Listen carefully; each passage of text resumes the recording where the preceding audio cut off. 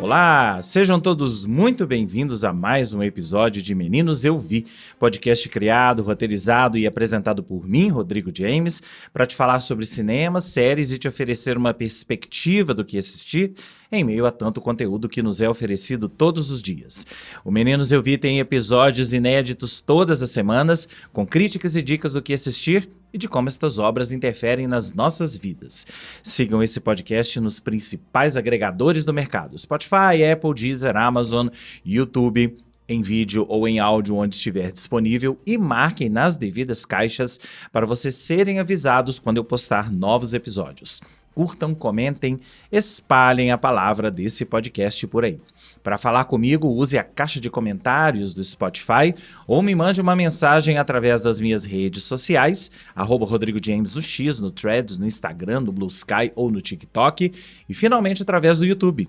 Comente aí no YouTube caso você esteja vendo ou ouvindo esse episódio por essa plataforma. Também não deixe de seguir, ler, comentar, compartilhar e, quem sabe, apoiar financeiramente a minha newsletter Mala, uma newsletter que eu produzo sobre cultura pop e entretenimento, que sai todas as sextas-feiras para os e-mails cadastrados. E eu queria te convidar a ser um apoiador pago, custa menos que um cafezinho por mês, porque é muito importante nesse momento que a gente apoie todas as iniciativas de conteúdo que a gente gosta. Então, se você gosta de cultura pop e entretenimento, de cinema, de séries, de música e de afins, apoie a Mala, considere ser um apoiador da Mala para você apoiar a produção de conteúdo feita de forma independente, como este podcast e como a newsletter Mala. As duas fazem parte do mesmo núcleo de produção de conteúdo independente que eu criei. Se você saber como é que funciona isso tudo,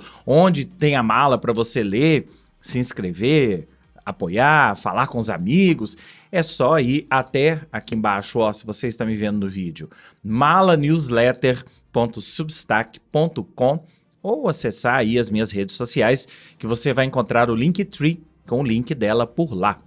E por fim, a gente tem sempre que saudar os ouvintes da 98 News, a primeira rádio 100% notícias, feita 100% em Belo Horizonte, filha caçula do Grupo Bel, que já comanda a 98 FM e a CDL FM, e eu faço parte das 3 rádios com colunas sobre cultura pop, entretenimento, cinema, séries e afins. Esse podcast é veiculado na 98 News todos os sábados ao meio-dia e domingos às 8 da manhã, no 98,7 FM de Belo Horizonte e no rede98.com.br. Agora sim, vamos à temporada final, quinta e última temporada de uma das séries mais queridas, mais comentadas dos últimos anos, é O Urso.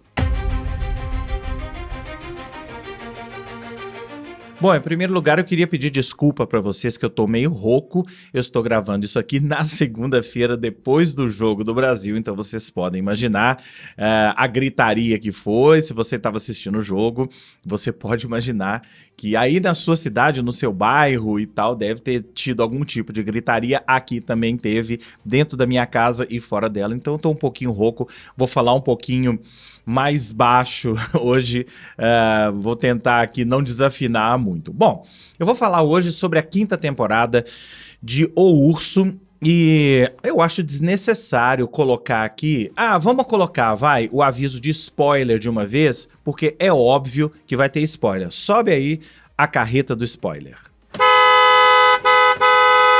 Spoiler! O Urso é aquela série criada pelo Christopher Storer que mostra os bastidores ou o dia a dia ou a construção e a desconstrução de um restaurante de alta cozinha, de alta gastronomia na cidade de Chicago. A série começa lá atrás com o personagem principal, que é o personagem do Jeremy Allen White, o Carmen, vulgo Carme, voltando para sua cidade natal, Chicago, depois de passar aí um tempo perambulando país e mundo afora, aprendendo com os grandes mestres da gastronomia, mas ele é obrigado a voltar para casa depois que o seu irmão, o Mike, que é o papel do John Bernthal, morre em circunstâncias que não vem ao caso aqui, e ele é obrigado a voltar então para tomar conta do restaurante da família. Eles tinham ali um restaurante que vendia hambúrgueres e tal, era o negócio da família, o Mike tomava conta ao lado do primo deles,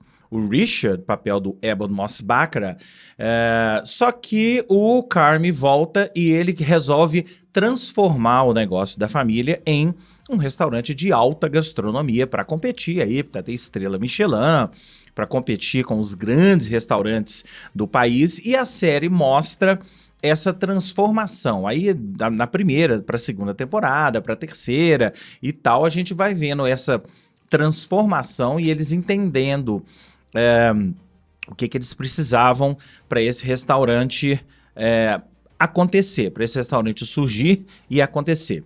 Eu costumo dizer, na verdade, que o Urso... Bom, primeiro que o Urso já ganhou muitos prêmios como série de comédia, mas de comédia ela não tem absolutamente nada. É sempre um artifício que os produtores da série criaram, porque a série tem episódios de meia hora, o que também não é muito respeitado, tem episódios, a grande maioria dos episódios são episódios de meia hora, mas tem episódio de 1 hora, tem episódio de 1h30, o último episódio da série, por exemplo, é bem grande. Então esse artifício da série ser indicada aos prêmios, e ela já ganhou muitos prêmios, como série de comédia, é um artifício que eu acho desonesto até. Porque nunca que essa série é uma série de comédia, ela acabou ganhando porque ela é muito melhor do que quase todas as séries de comédia que existem no mercado. Ela realmente é uma série muito boa, mas ela nunca foi uma série de comédia. Então essa é a primeira coisa que a gente precisa entender. A segunda coisa que a gente precisa entender é que em que pese a gente ter ali o restaurante, a gente vai entendendo como as receitas são criadas, não é uma série sobre gastronomia, nunca foi, né? A gente tem o restaurante como a base para que aqueles personagens circulem ali, e a gente vai vendo durante a série todo o desenvolvimento desses personagens, em especial... Eu acho que a gente vai vendo todos têm o seu espaço. A própria Tina, que é a personagem da Lisa Colonzayas, tem um espaço muito legal. A gente vai vendo o Marcus, que é o personagem do Lionel Boyce, também tem um arco muito legal, um desenvolvimento do arco dele muito legal, mas eu acho que dá pra gente dizer que a série é feita em cima do trio principal, do trio de personagens principais, que são o Carmy, o Rich e a Sidney. A Sidney, que é a personagem da Ayo Edebiri. Se a gente fosse trocar em miúdos, se a gente fosse resumir, muito mal resumidos, os 3 arcos, a gente pode dizer que o Carmy é talvez o personagem mais rico da série, porque ele tem muitas questões com o próprio negócio, com a sua personalidade, com a maneira de conduzir o negócio. Ele encara aquilo ali, ele quer colocar aquilo da sua maneira, mas ele encontra muitos obstáculos, ele tenta vencer esses obstáculos, mas ele tem questões internas. Ele está à beira da depressão o tempo todo, e a gente vê isso, né? A gente vai sentindo na série que ele... de certa forma ele tá ali meio obrigado, mas ao mesmo tempo é o que ele sabe fazer, né? Então a gente vai... E fora todo o relacionamento amoroso dele, toda a parte amorosa dele que é praticamente inexistente, ele busca uma namorada do passado, mas ele não consegue ter um relacionamento com ela, ele tem um problema em lidar com pessoas, ele tem essa questão, ele vai aprendendo... até em função da convivência com as pessoas ali no restaurante, ele vai aprendendo na marra a lidar com pessoas e até a gerir uma equipe. Então a gente tem esse lado profissional e esse lado pessoal dele muito bem delimitados.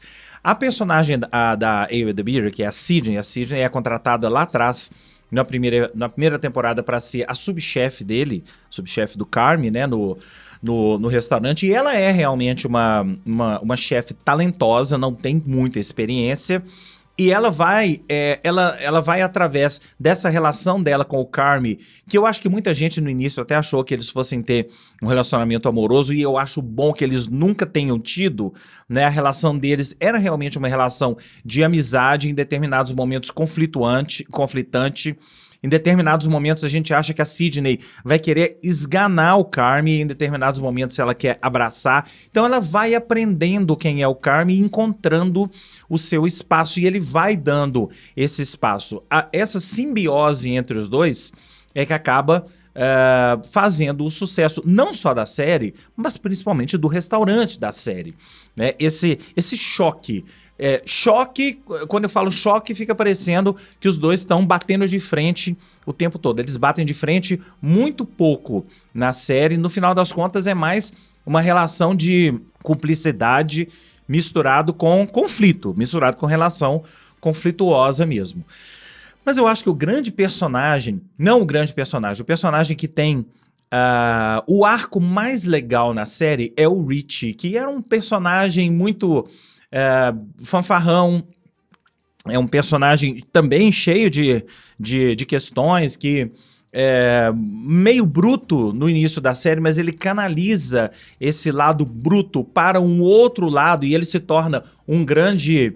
Ele é o chefe de hospitalidade do restaurante, aquela pessoa que recebe e vai conversar com os clientes e leva as informações para a cozinha e volta, né? Ele se torna um grande chefe de hospitalidade. Esses três são sócios do restaurante, eles viram sócios num determinado momento.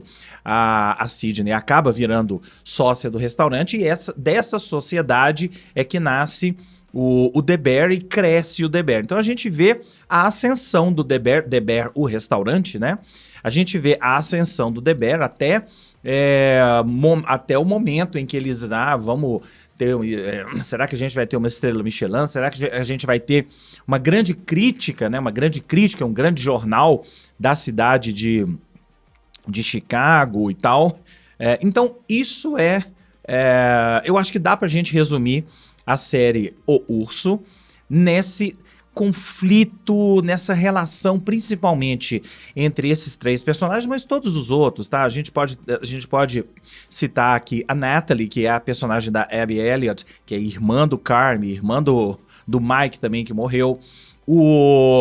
Enfim, todas as outras pessoas que trabalham ali no restaurante têm o seu papel, têm o seu arco. É uma série que teve arcos de personagens muito bem definidos. E aí a gente chega na quinta temporada. E a quinta temporada é uma coisa... Quinta e última temporada, a série acabou.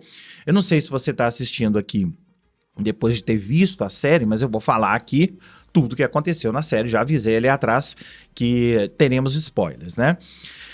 A quinta temporada me chamou a atenção por ser diferente na estrutura das outras. Então a gente não tem mais... Me chamou a atenção de cara por isso. A gente não tinha mais aqueles episódios, aqueles momentos de desenvolvimento dos personagens. Então, num primeiro momento, isso pode assustar quem estava acostumado com isso, quem estava acostumado a ter, de repente, um episódio como o belíssimo episódio da Tina na temporada passada.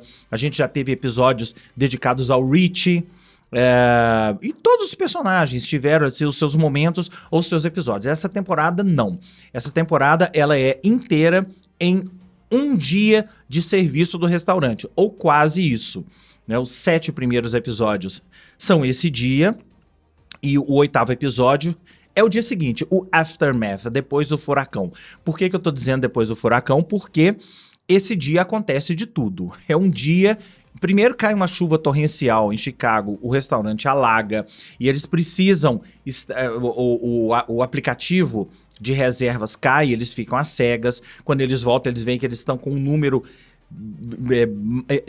estupendo de reservas. E isso acontece logo depois de uma grande crítica que eles têm em um jornal de Chicago. Então, vocês podem imaginar, de repente o restaurante estava com 3 vezes mais reservas do que eles estavam acostumados. E acontece de tudo. Eles estão sem dinheiro, eles estão sem insumos, sem carne, né, sem ingredientes.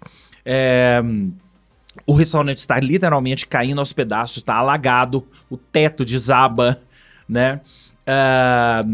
E a gente vai vendo que ao longo dos episódios, né, essa série ela é focada no restaurante, na preparação para aquela noite de serviço, que chama de serviço, é o momento que o restaurante abre até o restaurante fechar, eles servirem as mesas todas, né?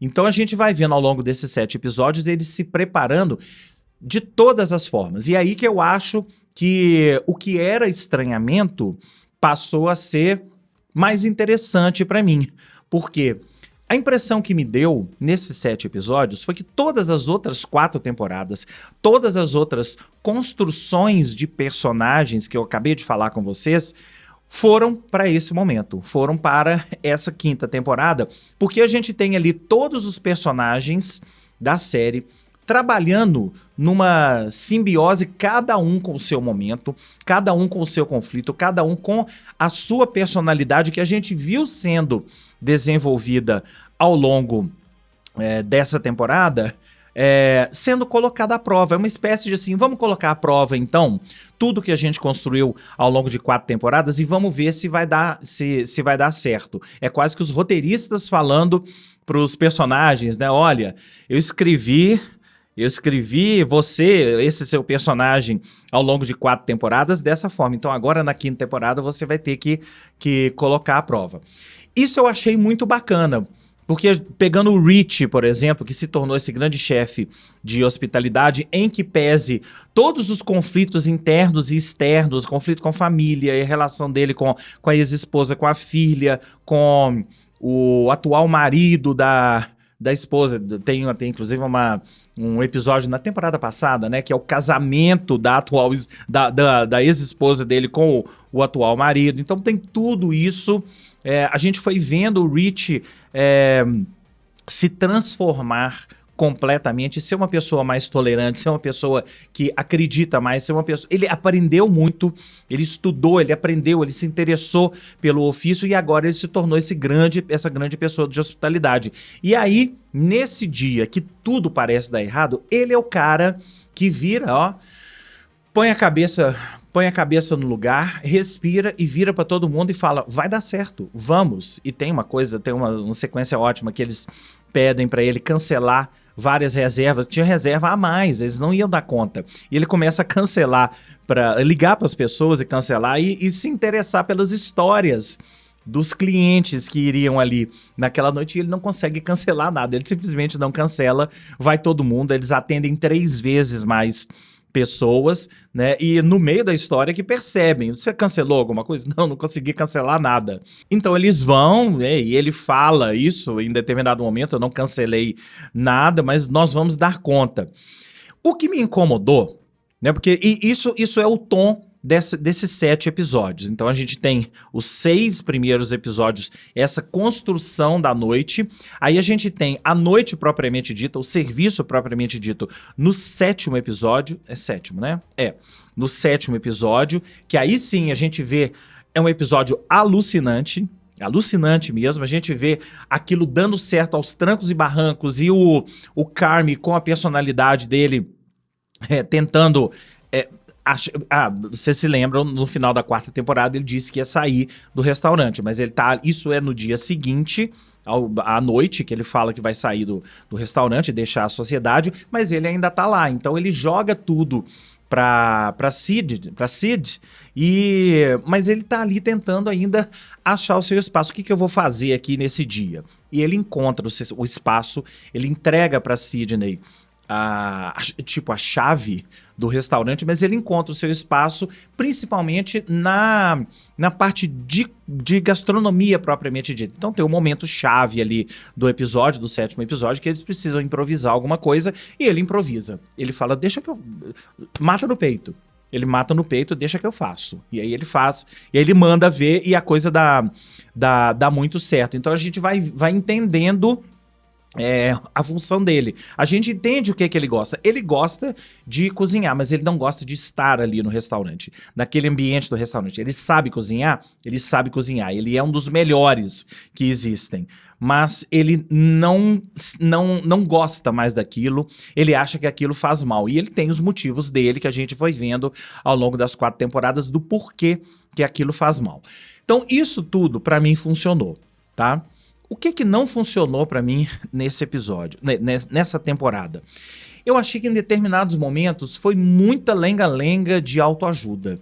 Então, desde o próprio discurso do Rich, falando, vamos, vai dar certo, porque nós somos uma equipe, essa coisa de equipe, eu tô imaginando aqui, logo depois que as pessoas começarem a assistir essa temporada, matarem a série, né, matarem essa quinta temporada, vai ter texto no LinkedIn falando assim, o que o Urso pode nos ensinar sobre gestão, sobre equipe, né? Porque teve esse papo, essa lenga-lenga de equipe e que nós somos fortes, nós juntos somos fortes e que só com uma grande equipe isso funciona. Isso pra mim funciona até a página 12. Então eu achei isso meio...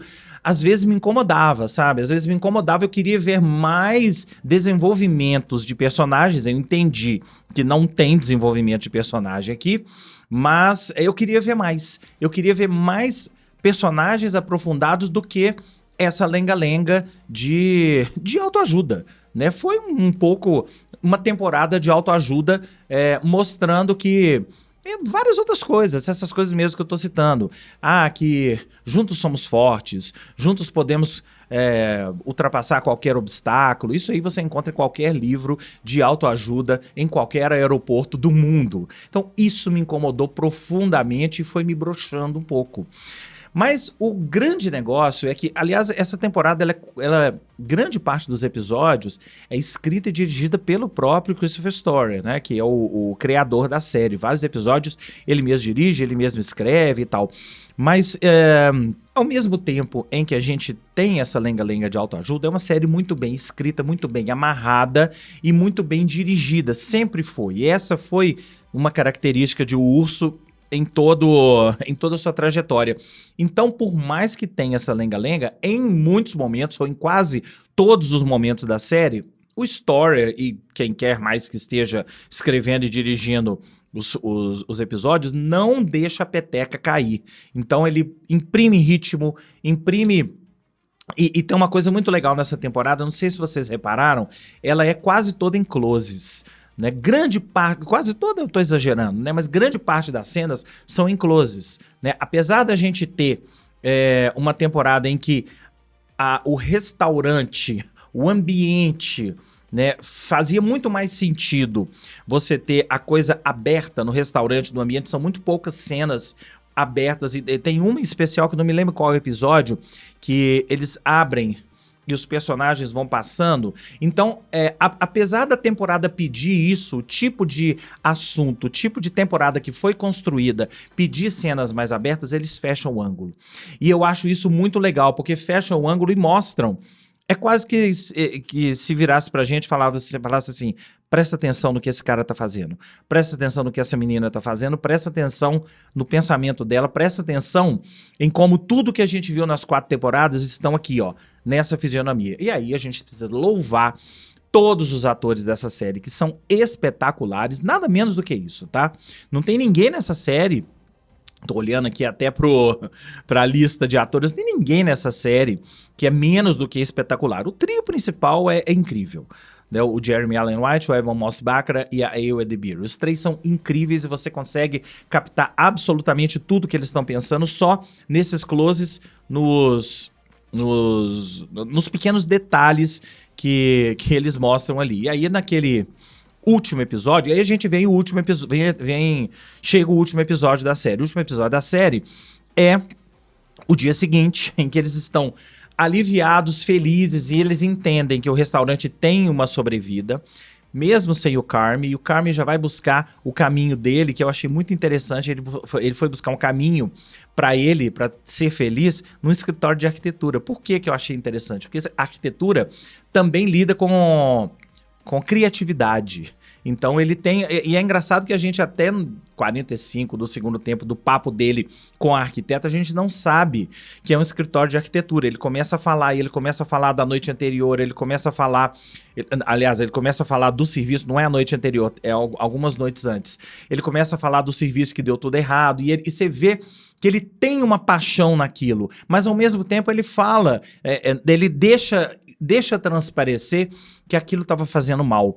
Então ele gosta de cozinhar, ele é um gênio na cozinha, mas aquilo faz mal. E ele precisa de canalizar essa criatividade dele, que ele tem a criatividade ali na cozinha, a gente vê em determinados momentos que ele até desenha, ele começou assim, né? Ele começou desenhando pratos, e a gente vê que ele resolve, talvez, quem sabe, buscar o caminho correto, que é ir para um escritório de arquitetura para desenhar, para usar essa skill. A Sidney pergunta para ele, você tem algum outro tipo de skill? Ele para e fala assim, não sei se eu tenho, mas ele tem e ele talvez esteja no caminho certo. Apesar de ter tido esse papo de autoajuda que eu não gostei, já falei que a série tem esse momento que eles não deixam a peteca cair, a série tem alguns momentos muito bonitos. E eu vou destacar 2. Primeiro, o encontro do Marcos com o pai dele, que ele chama o pai dele, o Marcos, vocês se lembram, na temporada anterior ele tinha sido eleito chefe revelação, né, uma matéria e tal, e ele tem uma relação, sempre teve uma relação meio conflitante com o pai. E aí ele convida o pai para ir jantar no restaurante exatamente nesse dia do caos, né? E aí vem e o pai fica alucinado com aquilo, né? Com o talento do filho. E aquele momento em que ele corta a vela e joga a calda em cima da sobremesa, aquilo eu arrepiei, mas eu arrepiei de uma forma, porque foi uma relação, é uma espécie de fechamento do arco do personagem Marcos. Ele precisava ter aquele momento com o pai, era o que faltava para fechar toda a trajetória dele na série e finalmente ele encerrar. Ali ele encerrou a participação dele na série. E, claro, o diálogo do Carmy com a arquiteta, que eu já mencionei aqui, em que ele coloca tudo para ela, ele, de certa forma, resume a sua personalidade, resume o que ele é como chefe, resume o que é ser um chefe e mostra por que ser um chefe não tá fazendo mal para ele. Eu achei aquilo muito bacana. E, claro, o final da série, o final que todos... o aniversário da filha do Rich ali, que todos estão reunidos ali no restaurante. Aquele momento assim, este é o final da série, vamos colocar todo o elenco no mesmo ambiente. E assim, trouxeram inclusive pessoas que participaram de 1 ou 2 episódios, participações especiais, o próprio Saul Goodman, né, que tá... Saul Goodman é o personagem, né, mas o ator... trouxeram ele de volta, né? Aqui, o John Mulaney, a Olivia Colman aparece também. Tô até lendo aqui todos os atores, né? O Josh Hartnett tá ali, o Bob Odenkirk, que eu tava querendo falar, né? O Bob Odenkirk, todos esses atores estão ali naquela sequência, trouxeram de volta todo mundo ali para participar dessa... Ali foi a verdadeira despedida, porque aquela ceninha final... e que eu acho que assim, o Rich merecia esse momento de ir pro Japão e se abrir pro mundo, né? Nunca tinha viajado de avião, se abrir pro mundo, mostrar que ele tem um valor, né? Que bom, eu fiquei muito feliz por a série terminar daquele jeito, terminar com o Rich e não com o Carmy e todos os seus... as suas questões. No final das contas, eu vou dar 3,5 estrelas para essa última temporada por conta disso. Eu já dei 4 estrelas, já dei 5 estrelas para alguma temporada de O Urso, mas eu vou dar 3,5 estrelas por conta disso. Porque eu acho que a lenga-lenga de autoajuda me atrapalhou em muitos momentos nessa série. Agora, eu não sei o que você acha, né? Se isso não for uma questão para você... Eu tenho certeza que você terá gostado da 5ª temporada de Urso muito mais do que eu. Agora, se eu for pensar a série inteira, cara, o Urso foi uma das grandes séries que a gente teve nos últimos anos no mundo. Me pegou desde o início. Aliás, eu tenho uma relação muito curiosa com ela. Eu comecei a ver e eu parei. Eu só fui... terminar a 1ª temporada quando a 2ª temporada já tinha sido lançada. Aí eu terminei a 1ª temporada e emendei a 2ª e a série me pegou de tal forma e eu entendi o propósito da série, eu entendi que não era uma série sobre gastronomia, apesar de eu querer ver uma série sobre gastronomia, mas não era MasterChef, né? Era uma série sobre relações humanas, sobre pessoas, sobre aqueles personagens ali, como a gente se identifica com características daquelas personagens. Mas então eu queria que você me contasse o que você achou, não só dessa 5ª temporada, mas o que você achou de toda a trajetória de O Urso, se funcionou para você, se causou alguma diferença em você, como eu gosto de dizer aqui no início do podcast, né? Que são filmes e o que eles causam na gente, né? Causou alguma diferença em você? Você mudou, você parou, você pensou de... Quando você vai em um restaurante agora, você pensa de outra forma em quem tá ali trabalhando, em como são aquelas relações, e aí você transporta isso, de repente, para sua vida, para o seu trabalho? Conta que eu quero saber. Você já sabe como falar comigo, é só mandar uma mensagem através da caixa de comentários do Spotify ou através das minhas redes sociais, @RodrigoJames no X, no Threads, no Instagram, no Blue Sky ou no TikTok, ou finalmente através do YouTube. Comente aí embaixo no YouTube, caso você esteja vendo e ou ouvindo esse episódio por essa plataforma. E você também da 98 News pode mandar comentários por todos esses canais também. Pode falar no Instagram da rádio aí também, se você quiser. Fala no Instagram da 98 News que eu respondo para você também, ok? O Meninos Eu Vi fica por aqui e eu volto na semana que vem com mais críticas e dicas do que assistir, com a voz um pouco melhor, eu espero. Até lá!